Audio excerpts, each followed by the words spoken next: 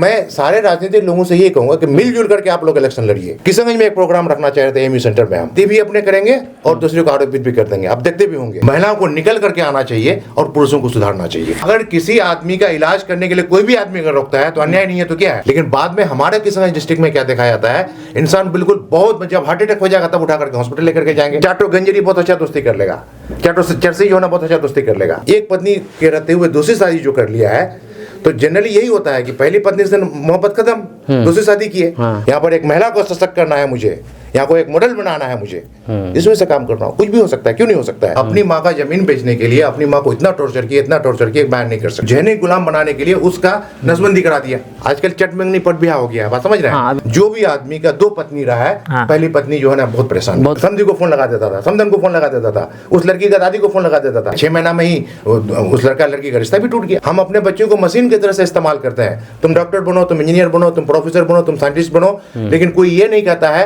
कि तुम एक अच्छा इंसान बनो। आज भी हमारा क्या कहते हैं सीमांचल पुरुष प्रधान है। औलाद तो ऐसा ये है, मखलूक है जिसका हुकूक उसके दुनिया से आने से पहले ही माँ बाप पर मुसल्लत कर दी जाती है। लड़का को कहा जाता है कि अब नेक और साले बीवी तलाश करें ताकि नेक और साले औलाद हो, और लड़की को कहा जाता है नेक और साले लड़का पैदा तलाश करें ताकि नेक और साले औलाद पैदा हो। मंसूब करके रख देते तब निकाह होता था, बस समझ रहे हैं। स्वागत है आपका दोस्तों, मैं हूं फिरदौस गनी और आप देख रहे हैं केटीवी लाइव। दोस्तों आज मेरे साथ मौजूद है जामिया मिल्लिया इस्लामिया यूनिवर्सिटी दिल्ली के असिस्टेंट प्रोफेसर रकीब आलम साहब।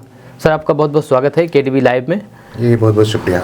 और सबसे पहले बात ये करेंगे कि आपसे इससे पहले भी बहुत बार इंटरव्यू हो चुकी है। यहाँ तो सारे लोग हमसे परेशान हो गए कि प्रोफेसर रकीब जो है ना राजनीति में आना चाह रहा है तो सारे लोग राजनीति के बारे में। तो मेरा ऐसा नहीं है कि मैं टीचर हूँ, टीचर होने के नाते मैं केमिस्ट्री पढ़ाने के साथ साथ जो है ना मतलब ये सब चीज जो सामाजिक है। आप जो परेशान हो गए, कौन परेशान हो? राजनीति वाले जो राजनीति में है वो परेशान हो रहे हैं या फिर आम जनता परेशान? बहुत लोग सवाल कर रहे हैं, आम जनता नहीं, आम जनता परेशान नहीं, आम जनता तो बहुत खुश है। वो तो समझते हैं, बहुत लोग बोलता है कि 10 प्रोफेसर अगर किसान में इस तरह से अगर हो जाए तो हमारा किसान विकास कर ले।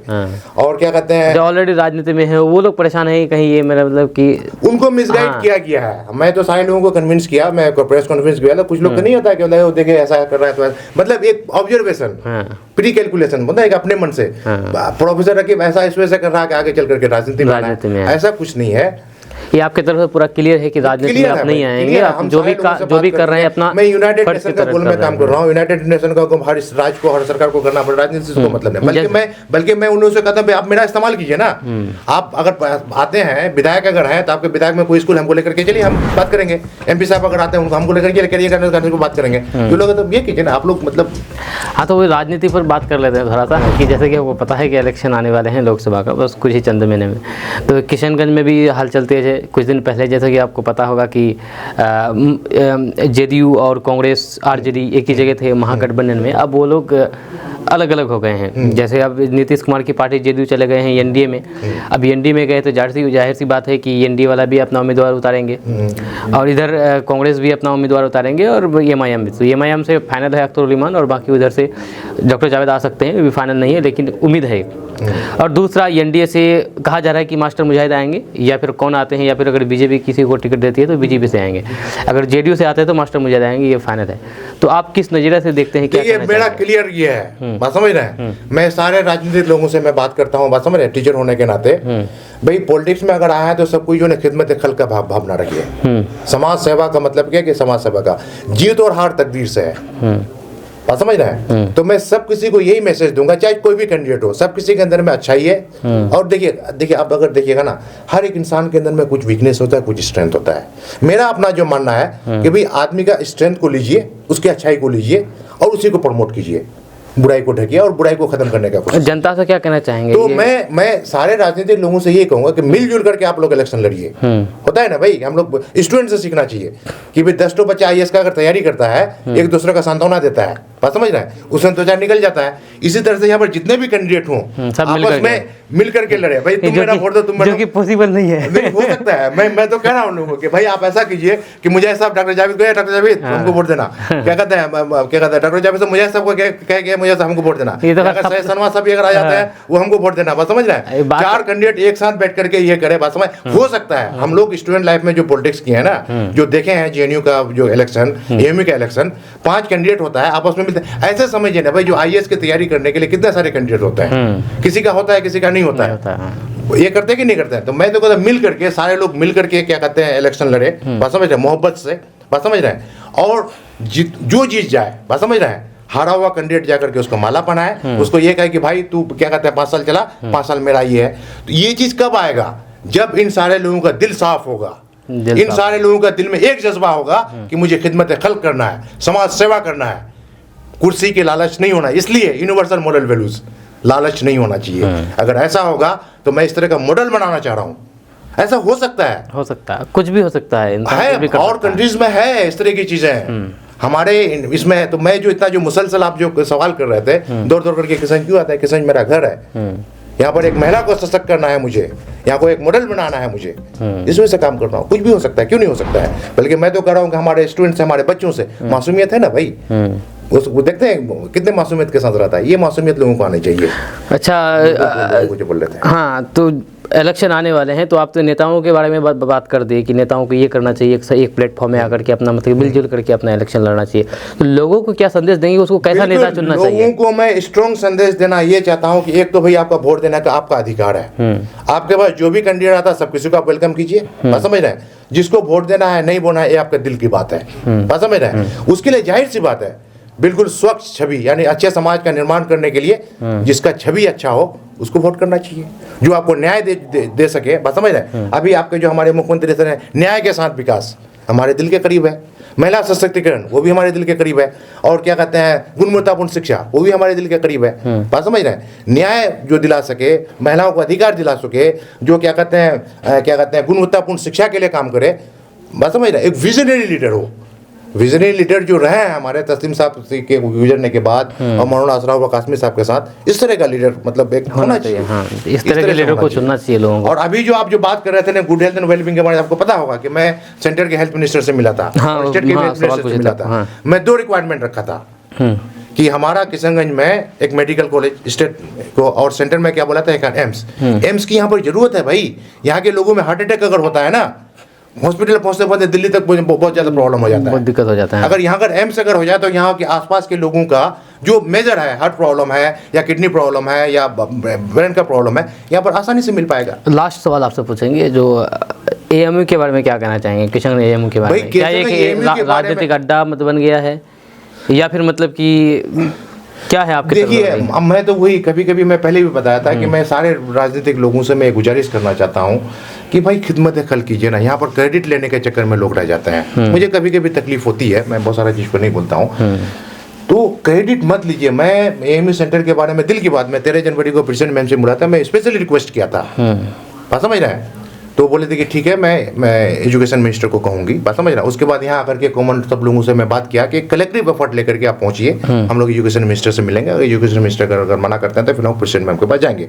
और इस बीच में हम ये चाह रहे थे, प्रेसिडेंट मैम जब मुलाकात जो हुई थी तो हम उसको ये कहते हैं कि आप आइएगा हमारा किशनगंज, तो बोले थे कि मैं बिहार जाऊँगी। इस बीच में हम ये चाह रहे थे कि चीफ मिनिस्टर सर को मिल करके किशनगंज में एक प्रोग्राम रखना चाह रहे थे एएमयू सेंटर में हम, बात समझ रहे हैं। तो प्रेसिडेंट मैम आई थी ना अक्टूबर में बिहार, अगर एएमयू सेंटर का अगर चीफ मिनिस्टर से हमारी मुलाकात ये लोग करा दिए होते, एक प्रपोजल अगर दे दिए होते, एएमयू सेंटर में अगर प्रोग्राम अगर हो जाता, उस प्रोग्राम में क्या होता है, प्रेसिडेंट मैम होती, एजुकेशन मिनिस्टर होते, हेल्थ मिनिस्टर होते, माइनॉरिटी वेलफेयर मिनिस्टर होते, लॉ मिनिस्टर होते। वहाँ प्रोग्राम के बाद हम लोग एक गुजारिशन एक मांग रख देते कि हमारा मैं 5 मांग रख रहा हूँ, एएमयू सेंटर का डेवलपमेंट, दूसरा एएमयू सेंटर में रेसिडेंशियल कुछ IAS की तैयारी करने का, प्लस यहाँ पर लॉ कॉलेज और यहाँ पर मेडिकल कॉलेज, बात समझ रहे हैं, और क्या कहते हैं और एम्स, ये 5 मांग हम रखे हैं। 5 मांग अगर वहाँ पर उसको अगर रखे होते हम, तो उसमें कुछ ना कुछ तो जरूर होता, कुछ ना कुछ जरूर आता। तो अब पता नहीं, आप जो बोले ना कि सही बात बोले कि यहाँ पर लोग जो किसी एक मुद्दा को लेता है, एक राजनीतिक बनाता है और फिर उसको लेकर के वोट बैंक का ये करता है, तो ये इससे थोड़ा सा अलग हटना पड़ेगा। इससे पहले भी बहुत बार इंटरव्यू हो चुकी है, और आपका जो मेन फोकस वो है सतत विकास लक्ष्य।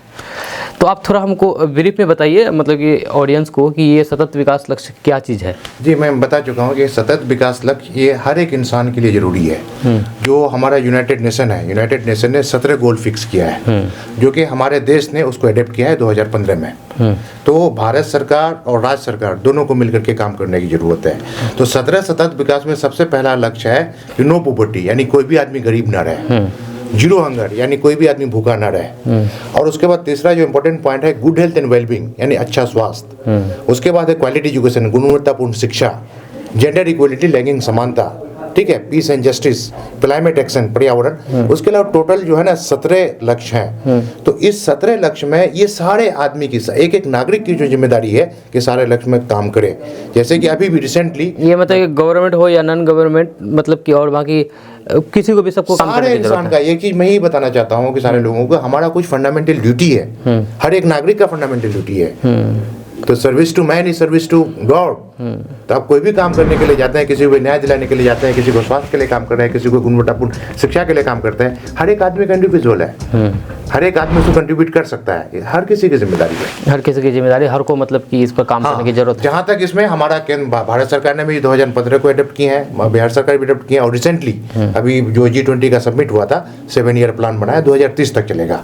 अभी SDG सस्टेनेबल डेवलपमेंट 4 है, उसके बाद 5 आएगा, 6 आएगा, यानी कि पूरी जिंदगी का जो न चाह रही यूनाइटेड नेशन ये चाह रही है कि पूरी दुनिया के लोग तरक्की करके एक लेवल तक आए, एक लेवल तक आए। हाँ, और बाकी 17 जो पॉइंट बताए गए हैं इस सभी में जो भी निचले लेवल के लोग हैं उनको ऊपर उठाने के लिए बात कही गई है। बिल्कुल, जो जिसके साथ अन्याय हो रहा है उसको न्याय दिलाने की बात कही गई है। पूरी दुनिया के लोग तरक्की करके एक लेवल तक आ जाए, यानी कि हर एक इंसान, कोई भी इंसान जो है ऐसा ना रहे कि जिसके साथ अन्याय हो, सबको न्याय मिले। और इसमें सबसे बड़ी बात ये होती है कि समाज के सबसे निचले स्तर तक जानकारी पहुंचे, जानकारी ही नहीं पहुंचे बल्कि उसको ऊपर उठाए, बात समझ रहे हैं। तो इसके लिए हम सारे लोगों को, जैसे भारत सरकार अभी जो 7 ईयर प्लान बनाया, भारत सरकार और बिहार सरकार, और आप देखे भी होंगे कि हम सेंटर के भी मिनिस्टर से मिलते हैं, स्टेट के भी मिनिस्टर से मिलते हैं, गवर्नमेंट से भी सपोर्ट लेते हैं, NGO से भी सपोर्ट लेते हैं, और यहाँ के आम लोगों से भी सपोर्ट लेते हैं। तो अच्छा, एक चीज़ आप सेंट्रल मिनिस्टर के बारे में बताया कि आप स्वास्थ्य मिनिस्टर से भी मिले हैं, तो क्या बातचीत हुई? बात यही आपके जो पॉइंट जो बताया मैं, एक पॉइंट है good health and wellbeing. Good health and wellbeing कहने का मतलब ये है कि हर एक आदमी तंदुरुस्त रहे। तो तंदुरुस्ती के लिए एक तो होता है कि बिल्कुल गुड मतलब हेल्दी लाइफ स्टाइल होना चाहिए, क्योंकि बहुत सारी बीमारी जो है एक आइसबर्ग की तरह से होता है। तो लोगों को बीमारी के बारे में सही जानकारी नहीं होने की वजह से लोग बीमार पड़ते हैं। तो लोग बहुत सारा बीमारी के बारे में सही जानकारी नहीं होने की वजह से लोग और परेशानी में भी फंस जाते हैं। तो लोगों को अपने सेहत के बारे में एक पर्टिकुलर काउंसलर, बात समझ रहे हैं, पूरा लाइफ स्टाइल 24 घंटा जो रहता है, 24 घंटा में कब तबीयत आपकी बिगड़ती है, और कभी अगर तबीयत अगर खराब भी हो जाती है तो आपको एडवांस में एक्शन लेना है। Prevention is better than cure, बात समझ रहे हैं। कभी कभी होता है तो पहले से भी अगर सिम्टम का अगर पता चल गया तो डॉक्टर के पास रूटीन चेकअप के लिए चले गए तो बीमारी कम पड़िएगा। लेकिन बाद में हमारे किशनगंज डिस्ट्रिक्ट में क्या देखा जाता है, इंसान बिल्कुल बहुत, जब हार्ट अटैक हो जाएगा तब उठा करके हॉस्पिटल लेकर के जाएंगे, जब चलने लायक नहीं होगा तब जाएंगे। भाई आपको सिम्टम तो 2 साल 4 साल 5 साल पहले से ही पता चल जाता है, सिम्टम को नजरअंदाज करते हैं, और बाकी जब लास्ट स्टेज आते हैं तब अच्छा, दूसरी विडम्बना ये होती है, कई केसेस में यहाँ पर देखा, केसेस ये होता है कि लोग ऐसा भी होता है ना कि कोई अगर ये क्या कहते हैं कि समाज के कुछ लोग जो है, या क्या कहते हैं परिवार के कुछ लोग अगर परिवार में 5 अगर सदस्य है, एक आदमी को पता है ये पेशेंट है, इसके में ये सिम्टम है, तो इसको प्रॉपर रूटीन चेकअप की जरूरत है। तो वो अगर उसको ले जाने की कोशिश करता है तो समाज के दूसरे फर्द होते हैं, उसका अपना पर्सनल इंटरेस्ट होता है, उसको जाने के लिए नहीं देते हैं। एक बहुत ही टिपिकल केस पाया मैं इस जिला में, एक लड़का था, वो अपनी माँ का इलाज कराना चाहता था, उसको पता चल गया था कि उसकी माँ को जो है तबीयत खराब है और आगे चल करके सीरियस भी करते, क्योंकि डॉक्टर से मशवरा करते रहता था वो। तो डॉक्टर बोल दिया था कि अपनी माता को क्या कहते हैं इलाज करने के लिए आप जो है मतलब अपने साथ रखिए, बात समझ रहा है। लेकिन वो गांव में रहती थी, तो उस लेडी के साथ प्रॉब्लम क्या था, अभी जो बताया अभी एक अपने मैं सब कुछ सामाजिक कुरीति के बारे में बात किया था, बहु विवाह, बाल विवाह, देश प्रथा, ये सब सामाजिक कुरीति है। तो उसमें एक जो बात किया ना कि इस पूरे सीमांचल में कई स्टडी की जगह बहु विवाह, एक पत्नी के रहते हुए दूसरी शादी जो कर लिया है, तो जनरली यही होता है कि पहली पत्नी से मोहब्बत खत्म, दूसरी शादी की है, तो पहली पत्नी पर टॉर्चर शुरू हो जाता है। हाँ, एक तो मोहब्बत खत्म, एक तो ये मतलब कि नाइंसाफी हो रहा है, और दूसरा टॉर्चर। भाई मैं डबल चीज है कि मैं एक महिला को देखा, वही मैं बता रहा हूँ, एक महिला है, उसका बेटा उसको इलाज कराना चाहता है, वो उसका पति भी 2 शादी किया हुआ है, बात समझ रहे हैं। तो वहाँ अपने घर में रह रहा है कि उनका दूसरी पत्नी है, उसका बेटा है, बेटी है, बात समझ रहे हैं, उसका अपना बेटा है। तो वो क्या कर रहा है कि उस माँ को इलाज करने के लिए जाने के लिए नहीं देता है, उसका बेटा अपनी माँ का इलाज करने के लिए दिल्ली में इंतजाम किया हुआ है, बाद अब तक गांव से शहर में आकर के डेरा रखा हुआ है। लेकिन वो ऐसा सिचुएशन किया, वो बच्चा दौड़ दौड़ करके आता है, लोगों से गुहार करता है, समाज के लोगों से बात करता है, बात समझ रहे हैं। लेकिन उसका पिताजी उसका माँ को इलाज करने के लिए ले जाने के लिए देता नहीं है। ये बात ये है कि इलाज, क्योंकि उसको काफ़ी ज़्यादा उसकी तबीयत ख़राब हुई, जिसको लेकर इलाज कराने की बहुत ज़्यादा ज़रूरत है, उसको इलाज की बहुत ज़रूरत है, वो भी आप मतलब जो भी है वो बाहर ले जाने के लिए चाह रही, तो उसकी जो जो उसका ये हस्बैंड है, आखिर क्यों नहीं ले जाने दे रहे देखिए हैं? मेन कारण क्या है? मेन कारण देखिए ऐसा कई केसेस देखा जाता है कि भाई ये होता है कि उनको क्या कहते हैं, ये होता है कि वो जो पत्नी, जो पहली पत्नी जो होती है ना, उसका प्रॉपर्टी होता है उसके फादर का। तो प्रॉपर्टी होता है तो उसके साथ बहुत जुल्म की एक दास्ता है, आप समझ रहे हैं। तो वो क्या करता है, एक बार उसका बेटा दिल्ली इलाज करने के लिए लेकर के भी गया था। वहाँ चाह रहा था कि पूरा बॉडी चेकअप कराए। उसके बाद 2 दिन के बाद उसका पति चला गया, उसको लेकर के आ गया, और आकर के जाने के बाद जाकर के उसका जमीन बेच दिया। तो है क्या कि मतलब उसका जो अपना जो दूसरी बीवी है, दूसरा जो परिवार है, उनका कोई सोर्स ऑफ इनकम नहीं है। तो सोर्स ऑफ इनकम वो लोग करता है कि पत्नी को परेशान करके ये करके, जबकि उसका बेटा अपना बेटी नहीं चाहता है कि उसकी माता का जमीन भी बिके। अब उस पेशेंट का ये हुआ कि पिछले 4 साल 5 साल से बेटा बेटी परेशान रहा। जब भी बेटा बेटी ने माँ का इलाज करने के लिए कोशिश किया, उसका पिता और उसके साथ देने वाले और लोग, कुछ लोग उनके थे जो उसके जो उस महल के लोग, परेशान किया गया। परेशान करने का अभी रिसेंट ये कहानी हो गया कि वो लेडी हार्ट अटैक करके पड़ी हुई रही। बाद में उसकी बेटी उसको उठा करके लेकर के गई, क्या कहते हैं, पीएससी में। वहाँ जाकर के ना नर्स मिल रहा था, ना कुछ मिल रहा था। वहाँ से रेफर हुआ, क्या कहते हैं, एमजीएम से रेफर हुआ स्टडीज। उसका बेटा आया, बेटा करके माँ का क्या कहते हैं इलाज कर रहा है। ये जो हार्ट अटैक हुआ, ये कोई टेंशन की वजह से होगा? ये सब टेंशन की? देखिए हम कहते हैं हार्ट अटैक क्या होता है एक्चुअली में, आर्टरीज बहुत सारा चीज है। हार्ट अटैक ही नहीं है, उस पेशेंट के अंदर में बहुत सा प्रॉब्लम है। उसका ब्रेन में भी प्रॉब्लम है, उसका किडनी में भी प्रॉब्लम है, उसका स्किन में भी प्रॉब्लम है। क्योंकि इससे पहले वो बेटा जो आया था, डॉक्टर को जो दिखाया, तो डॉक्टर उसको पेशेंट को देख करके बोला कि स्किन में जो प्रॉब्लम था ना, बोला कि इसमें न्यूरोलॉजिकल प्रॉब्लम भी है, नर्व्स का कुछ प्रॉब्लम है, तो आप इसको लेकर के अच्छे जगह से ये कीजिए। बेटा बहुत कोशिश किया उसको ले जाने का, लेकिन वो है कि उसका पिता जो है ना थोड़ा दबंग है, और उनका क्या है कि राजनीतिक मतलब वर्चस्व है, और शुरू से ही दबंगई इतना रहा है कि उस लेडी के बारे में अगर देखा जाए, अगर कहानी अगर देखा जाए, तो आप आंसू निकलेगा आपका। तो क्या कहते हैं, बहुत कोशिश किया। तो उसका पिता क्या किया, उस बेटा को बदनाम करने के लिए, बात समझ रहे हैं, कि वो बेटा लेकर के जा रहा है, क्या कहते हैं पिता से माता को दूर करने के लिए चाह रहा है, ये पूरी ताकत लगा दिया है, बात समझ रहे हैं। फिर क्या कहते हैं, जाता है वो निकल करके लेकर के जाकर कहीं फुटपाथ में गिर जाता है, मतलब फेसबुक में डाल देता है, बात समझ रहे हैं, बेटा को बदनाम, ताकि बेटा को लोग ये समझे कि बेटा के बात पर यकीन ना करे। समाज के लोग इसमें साथ नहीं दिया। बाद में भी उसको भला फुसला करके, टॉर्चर करके, परेशान करके उसका जमीन बेचना। तो अभी उस लेडी का कंडीशन ये है कि बिल्कुल एक तरह से समझिए कि मौत के कगार में है, बेटा और बेटी परेशान है, बात समझ रहे हैं। अच्छा, ये जो बताया कि राजनीतिक वर्चस्व को लेकर के ऐसा कर रहा है, जबकि परिवार पर दबंगई दिखाता है, तो जब कोई व्यक्ति अगर परिवार पर दबंगई दिखाता हो, तो बाहर किसी के साथ भी कुछ भी कर सकता है। देखिए कुछ होता है कि किसी के बारे में कहा जाता है कि उसके बारे में एक नेचर देखा गया कि आदमी का, वही पहले मैं बताया था कि यूनिवर्सल मोरल वैल्यूज। एक आदमी को जानता हूं मैं, जब से मैं होश संभाला हूं मैं, एक लालच दिल में आ गई, दिल में अपनी माँ को, अपनी माता को, समझ रहे हैं, अपनी माँ का जमीन बेचने के लिए अपनी माँ को इतना टॉर्चर किया, इतना टॉर्चर किया, बयान नहीं कर सकते हैं। उसका सारा जमीन बेच करके खत्म कर दिए। उसके बाद वो दूसरी पत्नी, अपनी हुई पत्नी को, इसको इतना शुरू से आखिर तक, शादी के बाद इतना टॉर्चर किया गया, इतना टॉर्चर किया गया कि उसका जो उस लेडी जो है, वो जो महिला जो बता, उसका पिता जाकर के केस भी कर दिया था अपना दामाद पर, उसको सेपरेट करना चाह रहा था। तो वो आदमी था कि जहनी गुलाम बनाने के लिए उसका नसबंदी करा दिया, ताकि तुम हमसे अलग ना हो पाओ, बात समझ रहे हैं, एक जहनी गुलाम बना दिया गया, बात समझ रहे हैं। उसके बाद फिर उसको बहुत सारा प्रताड़ित करते तो भाई जो आदमी अपनी माँ को टॉर्चर कर सकता है जमीन लेने के लिए, जो आदमी अपनी पत्नी को जमीन लेने के टॉर्चर कर सकता है, तो इसमें कुछ ना कुछ तो है, एक जो मैंने दिल में लालच, बात समझ रहे हैं। तो ये सारा चीज क्या है, वही बात आ जाती है कि एक हमदर्दी खत्म, नहीं एक पोलीगेमी, उसका दूसरा पत्नी है, इधर पत्नी है, पहला पत्नी से खत्म, जबकि बेटा है, बेटी है, बात समझ रहे हैं। बेटा भी चाह रहा है कि भाई सब कुछ खुशी से मिल करके, लेकिन वो क्या किया, बेटा को बदनाम कर दिया। भाई बेटा क्या चाह रहा था कि माँ का इलाज हो। बेटा को मतलब फेसबुक पर ये मतलब कि लिखने की क्या जरूरत है बेटा के बारे में, बेटा को बदनाम करने सिंपैथी लेने के लिए। होता क्या है कि एक कुछ लोगों का जो होता है ना, कुछ लोगों का क्या होता है कि कोटेशन भी आता है, बेटा कि अपना परिवार हो ना, अपना परिवार का सदस्य। तो कुछ लोगों का एक जो साइकोलॉजी है कि क्या कहते हैं, गलती भी अपने करेंगे और दूसरे को आरोपित भी कर देंगे। आप देखते भी होंगे बहुत सारे फ्रेंड में, अपने गलती करेगा, बाद में फिर आपके खिलाफ 50 जगह हल्ला करेगा। फेसबुक में क्यों डाला ऐसा? वो उसका बेटा ये चाह रहा था कि पहले से पता चल गया था कि इसकी माँ को बहुत सारी परेशानी है, डॉक्टर से डिस्कस करने के बाद, क्योंकि एक बार हुआ था कि उसकी माँ का जो है ना खून निकल रहा था नाक से, तो ब्रेन का प्रॉब्लम है, खुजलाती थी। डॉक्टर बोल दिया था कि प्रोफेसर साहब क्या कहते हैं, डॉक्टर बोल दिया था कि क्या कहते हैं, इसको जो है नर्व्स का प्रॉब्लम है, न्यूरोलॉजिकल प्रॉब्लम है, तो उसको तो पता था। उसके बाद डॉक्टर ये भी बोल दिया था कि घर का माहौल देख करके, क्या कहते हैं, माहौल देख करके बोल दिया कि चूंकि उस घर में जहाँ पर जो रह रही थी वो तो उसका ना बेटा था ना बेटी थी, तो डॉक्टर बोल दिया था कि ऐसे कंडीशन में इस लेडी को बेटा या बेटी के पास रहना चाहिए, इमरजेंसी केस में उसको केयर कर पाए। तो उसका क्या था कि वो करने के बाद जो एक बार जो ले गया था दिल्ली, तो वो उसका पिताजी पीछे से जाकर के उसको जबरदस्ती लेकर के आ गया, और जाने के बाद उसका पिताजी का मतलब लेडीज का जो उसका पिताजी का जमीन बेच दिया। बात समझ रहे हैं? ये तो किया, तो समाज में सिंपैथी पाने के लिए वो उल्टा डाल दिया। और जब उस फोटो का, उस चीज का अगर इन्वेस्टिगेशन अगर कीजिएगा, वो उसके रिश्तेदार का, किसी रिश्तेदार के घर का फोटो है, एक लाइन लिख दिया।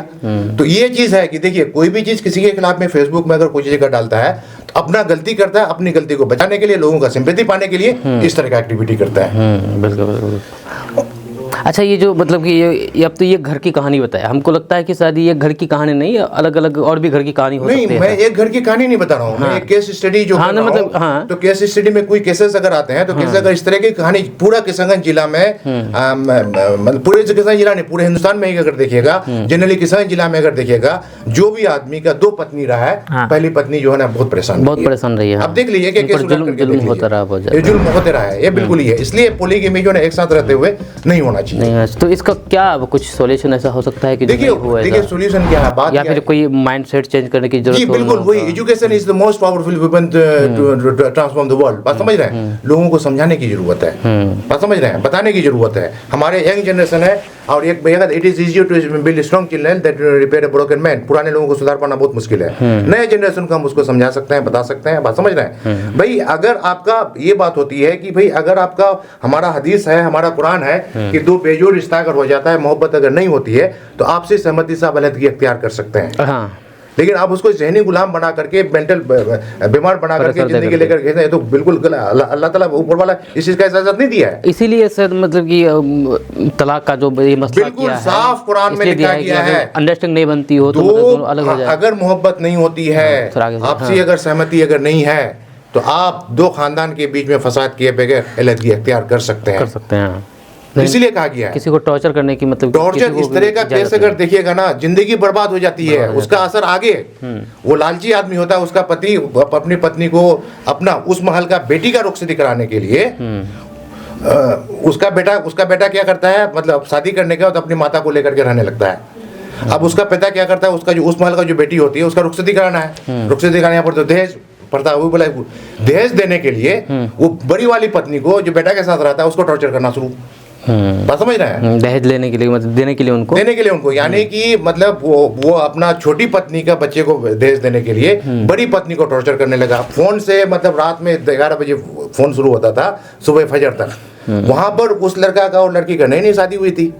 अब उसकी बहू, अच्छा उसका कभी कभी अगर दिक्कत हो जाता, टेंशन हो जाता था, तो वो आदमी उसका जो है ससुर को, समझ रहे हैं, अब अपना समधी को फोन लगा देता था, समधन को फोन लगा देता था, उस लड़की का दादी को फोन लगा देता था, अपने बहू के दादी को, और कभी कभी दौड़ करके जो है ना अपने बहू को परेशान कर देता था।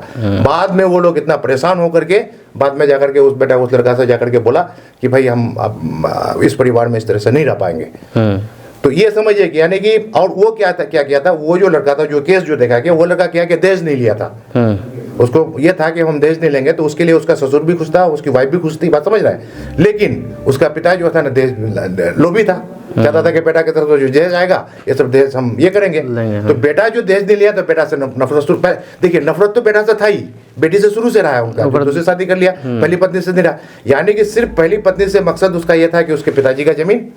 बात समझ रहा है? बेटा बेटी से नफरत ये करने के बाद वही कि कहीं से अगर क्या कहते हैं, ऐसे जगह रिश्ता करेंगे जहाँ से बहुत ज्यादा दहेज आए, वो मेरे घर में रहे या कुछ इस्तेमाल करे, तो आप ये बेटा तो अच्छा काम किया कि हम दहेज नहीं लेंगे भाई, ये तो अप्रिशिएट करना चाहिए। लेकिन उसकी ये गलती खामियाजा भुगतना पड़ा कि उसके बेटा को, क्योंकि बेटा ये चाह रहा था कि भाई उसकी माँ है, उसकी सौतन है, फादर हमेशा से उसको टॉर्चर किया है, तो माँ को लेकर के, बीवी को लेकर के एक अच्छी जिंदगी गुजारना चाह रहा था। लेकिन वो क्या कहता है कि अपनी बड़ी पत्नी से जमीन बेचवा करके बेटी को दहेज करने के लिए इतना प्रताड़ित किया कि टर्बुलेंस हो गया। 6 महीना में ही उस लड़का लड़की का रिश्ता भी टूट गया। तो ये मतलब ये इस तरह का केसेस अगर देखिएगा तो बहुत मिल जाएगा। अच्छा, जो शुरुआत में जो हम लोग बात किए थे सतत विकास लक्ष्य के बारे में, तो इस पे 17 जो ये है पॉइंट है, 17 पॉइंट, चाहे गरीबी को ख़त्म करे, या फिर मतलब कि भूखमरी नहीं रहे, या फिर मतलब कि अच्छा स्वास्थ्य, गुणवत्तापूर्ण शिक्षा, इन सब में से 17 पॉइंट में से कौन ऐसा पॉइंट है जो जिस पर काम होने की जरूरत है? देखिए, हम तो ये कह रहे हैं कि सारा चीज इंपॉर्टेंट है। हाँ। बात समझ रहे हैं? हमारा अगर समाज है तो एक झाड़ू लगाने वाला आदमी है ना, उसका भी एक अपना अहमियत है। 17 का 17 पॉइंट सारा इंपॉर्टेंट है और सारा एक दूसरे से रिलेटेड है। रिलेटेड है। तो इसमें सबसे बड़ी बात है कि न्याय, बात समझ रहे हैं, न्याय बहुत जरूरी है, शिक्षा बहुत जरूरी है, स्वास्थ्य बहुत जरूरी है, बात समझ रहे हैं, पर्यावरण भी बहुत जरूरी है। तो इन सारे चीजों के लिए सबसे बड़ी बात ये होती है कि हमारे यहाँ न्याय नहीं है। क्योंकि पहले का जो हमारा जो समाज था, कोई भी आदमी अगर गलती करता था, कोई भी आदमी पत्नी को प्रताड़ित करता था, बात समझ रहे हैं, आप बोल समाज का लोग आ जाता था। आप बोल रहे कि न्याय नहीं है, तो हमारे यहाँ भी तो संविधान लागू है, कोर्ट है, कचहरी है, तो न्याय कैसे नहीं है? न्याय का मतलब आप देखिए ना, एक एक केस को देखिए, बात समझ रहे हैं, आपका देखिएगा कि मतलब कितना जमीनी विवाद है यहाँ। अब देखिए कितने लोग परेशान हैं, कितना केस चल रहा है, बात समझ रहे हैं। तो एक न्याय देखिए, जो आपका जो कई सिस्टम है, एक गांव में जो केस होता है, एक चार दीवारी के अंदर में जो बात होती है, जो मतलब कोर्ट कचहरी तक नहीं पहुंचती है। हाँ। मैं ये कहता हूँ, देखिए कई बात होती है। एक तो होता है चार दीवारी के अंदर में जो बात होती है, वो मामला अलग होता है। चार दीवारी के बाद वो मामला अलग होता है। फिर वहां से बात अगर आपका पंचायत लेवल, ब्लॉक लेवल जाता है, वहाँ बात अलग होती है। वहां से जिला लेवल में बात होती है तो वहां पर अलग होता है। फिर वहां से राज्य लेवल जाता है तो बात अलग हो जाती है। और सेंटर तक पहुंचते पहुंचते वो जो ना पूरा लगता है कि वो जो ना 1% सही इन्फॉर्मेशन वहां तक पहुंच पाता है। चार दीवारी के अंदर में ऐसा भी केसेस देखा गया है, बात समझ रहे हैं। वो क्या किया, अपना अगर साधु बनने के लिए एक बेटा अपना माँ को इलाज करने के लिए ले जाना चाह रहा था, बात समझ रहे हैं। माँ करे कि हम जाएंगे, मेरा पति मुझे इजाजत देगा, तो बात समझ रहे हैं। तो और लोग आ गए तो पत्नी को इतना टॉर्चर किया, उसको बोलो कि मैं नहीं जाऊंगी, बात समझ रहे हैं। अब बाद में चला गया सारा आदमी ना, उसके बाद पहले ही से डरा दिया कि पत्नी को कि खबरदार, तुम अगर बोलेगे, तुम अगर चले आओगे तो तुमको ये कर देंगे, पहले ही मना कर दिया, बात समझ रहे हैं। ये सब बात बाहर नहीं आती है ना। ये भी न्याय अन्याय है एक तौर से, पूरी तरीके से। अगर किसी आदमी का इलाज करने के लिए कोई भी आदमी अगर रोकता है तो अन्याय नहीं है तो क्या है? अन्याय है, बिल्कुल अन्याय है। और तुरंत अगर आदमी अगर बीमार अगर पड़ता है तो उसको उठाकर हॉस्पिटल ले जाना चाहिए, बात समझ रहे हैं। ये तो अधिकार है ना न्याय।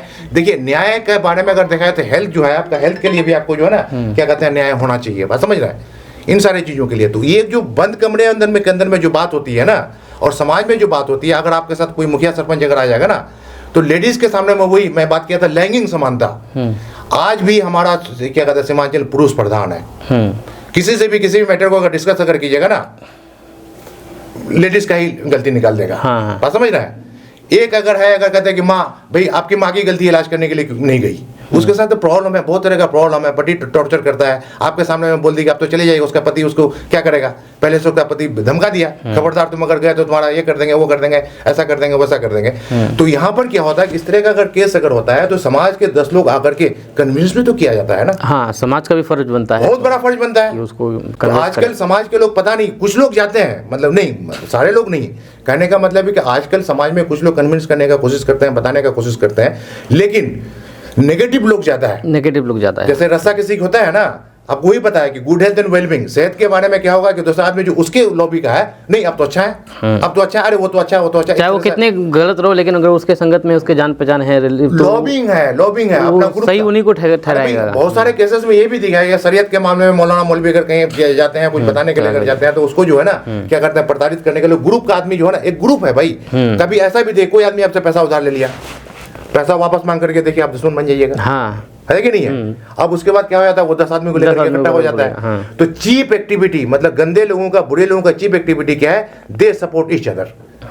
और अच्छे लोग एक दूसरे को सपोर्ट नहीं करते हैं, इंटेलेक्चुअल लोग एक दूसरे को सपोर्ट नहीं करते हैं। चाटो गंजरी बहुत अच्छा दोस्ती कर लेगा, चाटो चरसी जो है ना बहुत अच्छा दोस्ती कर लेगा। तो अभी क्या हो गया कि अच्छे लोग विखंडित है। आज पंचायती होता है तो अच्छे लोग पहुंचता है, नहीं पहुंचता है, अच्छे लोग हैं, बोलने वाला अच्छे लोग हैं, लेकिन आगे नहीं आते हैं। बात आगे नहीं आते हैं। आगे नहीं आने के पीछे ये हो गया कि आजकल इतना दबदबा हो गया है ना, बुरे लोग ज्यादा हो गए हैं, बुरे लोगों की मतलब कि चलती ज्यादा है, इस वजह से मतलब अच्छे लोग डर के रहते हैं। बिल्कुल, पहले का समाज और अभी का देखिए। पहले क्या होता था कि समाज में कोई अगर बाहर का कोई अगर आक्रमण कर देता था, कोई अगर गलत अगर करता था, पूरा समाज मिलकर उसको बैकआउट कर देता था। कोई चोर अगर आ जाता तो ये होता था। लेकिन आज के टाइम में कोई सब कोई अपना, मतलब ये है कि अब बेलगाम हो रहा है, अंधा कानून है, बात समझ रहे हैं। और सबसे बड़ी बात ये हो जाता है कि कुछ लोगों का राजनीतिक ये हो जाता है, तो उसको तो भाई उसका ये है कि भाई प्रशासन तो हर बात हाथ में नहीं पहुंच पाता है ना। और प्रशासन अगर पहुंच भी अगर जाता है, प्रशासन सही भी अगर पाया जाता है, पीछे से जाकर उसको मिसगाइड कर दिया जाता है, प्रशासन में भी कंफ्यूज हो जाता है। हालांकि प्रशासनिक स्तर पर ये सारा बहुत सारा अच्छा है। हम जितना भी काम कर रहे हैं तो प्रशासनिक स्तर पर अवेयरनेस में प्रशासन ने हमारा बहुत साथ दिए हैं, बहुत ज्यादा। लेकिन फिर भी अगर देखिएगा तो इस तरह का केसेस, एक मैं बिल्कुल रो करके भाई ऐसा पत्नी की टॉर्चर किया जाता है पत्नियों को। और जो बोला जाता है भाई क्या कहते हैं, अगर 2 अगर आदमी है, बात समझ रहे हैं, दोनों का 50-50 है ना। ये भी तो कह सकता है समाज का आदमी कि भाई अगर उसकी तबीयत खराब थी, उसका वारिस उसका बेटा बेटी इलाज करने के लिए अगर चाह रहा था तो उसके पति को भी तो कहना चाहिए था आपको भेजना चाहिए। आप गए तो उसको क्यों लेकर के आ गए, लेकिन उसके पति को कोई बोलने के लिए नहीं जाएगा। एक तो खुद फर्ज बनता है पति का कि वो खुद से ले जाए, इलाज कराए बढ़िया से हॉस्पिटल में, और ऊपर से अगर कोई ले जाना चाहता हो तो उसको भी मतलब उसको टांग खींच लेते कि नहीं ले आ सकते हैं। ये तो खुशी की बात है। ऊपर वाले ने जो है ना माँ का दर्जा जो है ना बाप से 3 गुना ज्यादा दिया है। तो लेकिन वही है ना कि लालच, बात समझ रहे हैं, वहाँ मतलब सोने की चिड़िया देने वाले अंडा हाथ से निकल जाएगा। ये भी एक सामाजिक कुरीति के तरफ आता है। तो आप जो जो भी सतत विकास लक्ष्य है वो और मतलब सामाजिक कुरीति में क्या लैंगिक समानता के बारे में क्यों बात कर रहा हूँ, ये प्रॉब्लम कहाँ से आ रहा है। वो महिला अगर अपने अधिकार के बारे में अगर जानती, समझ रहे हैं, वो अपने से चली जाती बेटा के साथ इलाज करने के लिए, बात समझ रहे हैं, वो नहीं जान रही है, पढ़ी लिखी नहीं है, बात समझ रहे हैं, लेने की जरूरत नहीं थी। तो उसको जो है ना, इसलिए लैंगिक समानता के बारे में मैं तो कहता हूँ, इस जिला के यहाँ पर देखा, मैं पहले भी देखा बहुत सारी महिलाएं लेडीज होकर अच्छे परिवार के, बहुत अच्छी है, बहुत अच्छा सजेशन देती है। महिलाओं को निकल करके आना चाहिए और पुरुषों को सुधारना चाहिए। लेकिन क्या लगता है जो पुराने जो महिलाएं हैं वो मतलब कि बहुत अच्छी है। मैं तो यहाँ तक देखा, मैं जो देखा ना स्टेट में, या बहुत सारे जो पुरानी लेडीज, जो हमारी जो खाला, हमारे नानी, उन लोगों से बातचीत करते रहता हूँ। भाई ह्यूमन राइट तो आजकल तो ह्यूमन राइट कमीशन खुला है, लीगल सर्विसेज के लिए बात जाता है, ट्रेनिंग दिया जाता है, वुमन राइट के लिए ट्रेनिंग वुमन कमीशन है, बात समझ रहे हैं, महिला आयोग है। उस जमाने में वो सब होता भी नहीं होगा, लेकिन उन लोगों के अंदर में मानवाधिकार मौजूद है, महिलाओं का अधिकार मौजूद है, और क्या कहते हैं स्वास्थ्य के बारे में मौजूद है, सारा ट्रेनिंग होता है। तो उसके जो पूर्वज लोग जो थे ना, पूछते थे क्या, बोले हमारे पिता देखे, हम परवान संध्या में कई लोग हैं हमारे रिश्तेदार हैं, वहाँ बात की, हम क्या कहते हैं सताल में कुछ हमारा ननियल है, वहाँ हम बात की, लेडीज सबसे बात की, हम बात करते हैं। क्या कहते हैं उधर क्या कहते हैं ठाकुर क्या कहते टेरागाज की तरफ जो है मैपुर स्टेट है, वहाँ भी कई लोगों से बात की। तो उन लोगों का क्या होता था कि ट्रेनिंग जो है ना सशक्त बना दिया जाता था। और स्टेट वगैरह में देखे, स्टेट की लेडीज जो होते थे, महिलाएं होते थे, बिल्कुल सशक्त होती है, इंसाफ वगैरह ये करने का। लेकिन जो कमजोर परिवार है यहाँ पर एक चीज जो है, मैं जो कह रहा हूँ कि इक्वलिटी, मतलब अगर पुरुष का अगर अधिकार है तो महिलाओं का भी अधिकार है, पति का अधिकार है तो पत्नी का भी अधिकार है, दोनों को जानना जरूरी है। यहाँ पर क्या होता है कि पुरुष अपने अधिकारों को इतना अच्छा। दूसरी बात, हमारे मौलवी लोग भी हैं, बात समझ रहे हैं, पति को भगवान बना देते हैं। भाई पति का ठीक है, ऊपर वाले ने पति का बहुत बड़ा दर्जा दिए हैं, लेकिन पत्नी का भी दर्जा है। पत्नी का भी कम नबी के बारे में जो बात कर रहे हैं, हमारे नबी ने बिल्कुल इक्वल काम किए हैं। और दूसरी बात ये भी होते हैं, ऊपर वाले ने माँ बाप का दर्जा बहुत ज्यादा दिया है, लेकिन औलाद का भी दर्जा है। आपको एक बात बताऊं, औलाद तो ऐसा ये है, मखलूक है, जिसका हुकूक उसके दुनिया से आने से पहले ही माँ बाप पर मुसल्लत कर दी जाती है। एक लड़का को कहा जाता है कि अब नेक और साले बीवी तलाश करें ताकि नेक और साले औलाद हो, और लड़की को कहा जाता है नेक और साले लड़का पैदा तलाश करें ताकि नेक और साले औलाद पैदा हो। शादी के बाद 6 महीने के बाद होगा ना, प्लस पूरी दुनिया में उसका प्रोटेक्शन करना, पूरी दुनिया में उसकी हिफाजत करना, बात समझ रहे हैं, ये कहा गया है। लेकिन आजकल के माँ बाप क्या होते हैं, अपने औलाद को ही बदनाम करने के लिए तरह तरह का कोशिश करते हैं, करते कि नहीं करते हैं। हमारे नबी ने क्या किया है, अपने औलाद के साथ किस तरह का ये किया है। बहुत सारे लोगों को रहबरी रहसन है यहाँ पर, अगर देखिएगा बहुत सारे गार्जियन को देखा हूँ, अपने औलाद को इतना टॉर्चर करता है, इतना टॉर्चर करता है, इतना टॉर्चर करता है कि कह नहीं सकते हैं। उसके मतलब तरक्की के रास्ते में क्या कहते रुकावट बन करके आ जाते हैं, ऐसा भी देखा गया है। हाँ, लेकिन बहुत सारे लोग हैं अपने औलाद से, अपने बेटा से, अपनी बेटी से जो मोहब्बत है, जो कुदरत ने जो दिया है, वो पूरा किए हैं। तो यहाँ पर यह है कि ऊपर वाला ने जितना बड़ा दर्जा दिया ना, उतनी बड़ी ड्यूटी भी दी है। तो यहाँ पर सारे लोगों की जिम्मेदारी है कि सारे लोगों के मानवाधिकार को प्रोटेक्ट किया जाए, बात समझ रहे हैं, सारे लोग, बात समझ रहे हैं। तो इस चीज के बारे में एजुकेशन ही है, अब एक ही रास्ता है। क्योंकि भाई अगर मान लेते हैं कोई अगर मामला होता है, कुछ अगर होता है, कोई अगर आप केस भी करते हैं, कुछ भी अगर करते हैं, तो उसको प्रूफ करने में जो आपको नो डिबेटल दिलाने लगेगा, बात समझ रहे हैं। फिर उसके बाद फिर क्या कहते हैं, उसको सपोर्ट करने वाले एंटी सोशल लोग फिर आपके पीछे पड़ जाएंगे। अच्छा, एक चीज़ और आप बताइए सर कि देखा जाता है कि चाहे पुराने रिश्ते हो या फिर नए रिश्ते हो, टूट जाते हैं। रिश्ते टूटने का आखिर मतलब कि कारण क्या हो सकता है? अगर टूटते हैं तो उसको कैसे मतलब कि टूटने से बचाया जा सकता है? अगर आपके जहन में कुछ हो तो देखिए, ये मैं जहाँ तक मैं बता दूँ, रिश्ता उसके लिए बिल्कुल प्रॉपर पहले ज़माने में रिश्ते कम टूटते थे, क्योंकि पहले ज़माने में शादी करने से पहले जो है ना म्यूचुअल जोड़ देखते थे, पहले मनसूख करके रखते थे, तब निकाह होता था, बात समझ रहे हैं। और ये कहा जाता है कि पहले जो है ना क्या कहते हैं, लड़का वाला किसी लड़की वहाँ जो है ना बोले दुबड़ी वाले किसी जाए बोले दौड़े, बात समझ रहे हैं। तो उस वक्त क्या होता था कि लोग जोड़ देखते थे, बात समझ रहे हैं, कि लड़का का क्या सोच है, लड़की का क्या सोच पहुंचे, दोनों शादी अगर हो जाएगी, दोनों एडजस्टमेंट हो पाएगा कि नहीं हो पाएगा। मनसूब करके ये डाली खरा जो बोलता है, हाँ वो करके देख, मतलब कि 1 साल अगर रहता है तो पता चल जाता है ना कि वो नहीं, मतलब ये होता है कि 1 साल रहने का वो नहीं है। कहने का मतलब ये है कि थोड़ा सा ये है कि हाँ, एक वो भी ये था कि जोर भी देखा जाता था, तो मतलब ये डाली खरा तो होता था, बात समझ रहे हैं। आजकल चट मंगनी पट ब्याह हो गया, बात समझ रहे हैं। हाँ अभी तो खरा है, वो बात नहीं कर रहे। रिश्ता फाइनल होने से पहले भी 6 महीना 3 महीना 4 महीना लगता था। अच्छा, वो मनसूब होने से पहले, मनसूब होने से पहले अच्छा, तो वो लोग देखते थे कि भाई लड़का कैसा है, लड़की कैसा है, फिर जाकर के गार्जियन लोग, बुजुर्ग लोग दोनों को मैच देखता था, मैचुअली इन लोगों का होगा तो वो रिश्ते में मजबूती आती थी। सभी चीजों के अंडरस्टैंडिंग देखते थे कि पहले लड़का कैसा, पहले दिखाया जाता। आजकल क्या होता है, एक तो जल्दबाजी में लोग डिसीजन ले लेते हैं, और जल्दबाजी में डिसीजन लेने के बाद देखिए उसमें सिर्फ एक ही चीज है कि सबसे ज्यादा कोशिश की जानी चाहिए कि रिश्ते को एक साथ बरकरार रखना, बात समझ रहे हैं। लेकिन अगर वही कह रहा है कोई है कि देखिए आप लड़का भी अच्छा हो सकता है, लड़की भी अच्छी हो सकती है, लेकिन दोनों के बीच में मोहब्बत नहीं हो रही, मोहब्बत नहीं है, जिसलिए कहा ना बेजोड़। इसलिए कुरान में है कि अगर बेजोड़ अगर रिश्ता अगर है तो आपसे सहमति से इख्तियार कर लीजिए, अल्लाह ताला आपको लिए भी अच्छा जोड़ा पैदा करेगा, आपके लिए भी अच्छा जोड़ा पैदा करेगा आपके हिसाब से। लेकिन प्रॉब्लम कहाँ आ जाती है यहाँ कि एक तो ये है कि ये करने के लिए मतलब बिना मतलब का बहुत सारे लोग दहेज के लिए प्रताड़ित करते हैं, बहुत सारे लोग ऐसा भी देखा जाता है। लेकिन ऐसा भी समाज में देखा गया है कि रिश्ते अगर हुए हैं, बहुत सारे लोगों का अगर रिश्ता अगर नहीं चल रहा है तो बहुत सारे अच्छे परिवार 2 खानदान के बीच में फसाद किए बगैर आराम से अलहदगी से ये कर लिया। ऐसे भी लोग, यही खूबसूरती है हमारे किसान जिला की। हाँ, कुछ केसेस ऐसा भी देखा गया है कि लड़का को परेशान करने के लिए झूठा केस कर दिया गया है, बात समझ रहे हैं, लड़की को परेशान करने सिर्फ एक तरफ से दोषी नहीं होता है, दोनों तरफ से कुछ लड़की वाले लड़का वाला को परेशान करते हैं, कुछ कोई क्या कहते हैं, कुछ लड़का वाले लड़की वाले को परेशान करते हैं। ये नहीं होना चाहिए। अब वही तो कह रहे हैं कि मान लेते हैं कि यही सबसे पहले गार्जियन को सोच समझ करके दोनों का जोड़। हम साउथ में जो है क्या होता है कि लड़का को भी ट्रेनिंग दिया था 6 महीने का कि बीवी के साथ क्या क्या, मुफ्ती डिसाइड करता है कि भाई आप शादी के लायक है कि नहीं है। फिर लड़की को भी ट्रेनिंग दिया जाता है, बात समझ रहे हैं। लड़की को भी ट्रेनिंग देने के बाद क्या कहते हैं तब जाकर के शादी कराई जाती थी। ट्रेनिंग मतलब ये तो पहली बार सुने, कैसा ट्रेनिंग दिया था? मौलवी की तरफ से, मुफ्ती की तरफ से पूरा मतलब पूरा अज़दवाजी जिंदगी कैसे गुजारी जाए आपको, मतलब शोहर के प्रति आपका कैसा रवैया होना चाहिए। शादी बाद मतलब जो भी चीज सारी चीज बताई जाती है कि मतलब कैसा व्यवहार करना चाहिए। शादी से पहले लड़का को भी बताया जाता है, शादी से पहले बताया जाता है, शादी के बाद के बारे में कि मतलब परिवार के साथ कैसे रहना है, क्या सलूक करना है, हाँ वो सारी चीज उस तरह का ही है। तो ये ट्रेनिंग आजकल जो है ना, ये ट्रेनिंग कम हो गई। हम तो कह रहे हैं पेरेंट्स जिम्मेदार हैं। आजकल हम बच्चों को क्या करते हैं, क्या अपना इधर तो हो ही नहीं रहे, अपना इधर कहाँ वही तो हो रहा है भाई। आप उसको सिखाया जाना, आप उसको तरबियत, क्या कहते हैं कि एक मकूला है कि बचपन में जो आदत पड़ जाती है सारी उम्र रहती है।